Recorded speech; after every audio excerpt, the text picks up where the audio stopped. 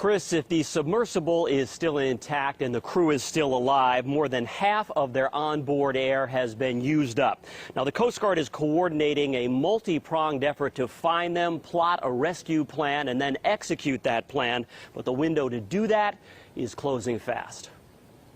I would like to be proven wrong, but I'm not super optimistic just because it's a very hard problem. That honest assessment tonight from URI oceanography professor Christopher Roman after the Coast Guard indicated that 10,000 square miles of surface searching has yielded nothing. If it's on the sea floor, things get a lot more difficult.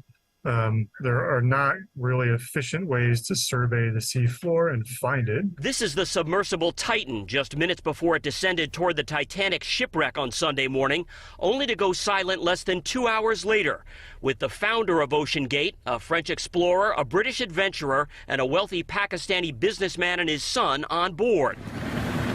In the event of a catastrophic problem, the Titan's safety system is supposed to slowly resurface it, but that apparently didn't happen. This is a complex search effort which requires multiple agencies with subject matter expertise and specialized equipment. A private underwater robot is now on scene, taking the search deeper. But the gear needed to attempt a rescue 2.5 miles deep is still being assembled, and getting it to a spot 430 miles south of Newfoundland and 900 miles off Cape Cod is an enormous challenge. With only 96 hours of air on board, the Titan will run out of oxygen at roughly 6 a.m. Thursday.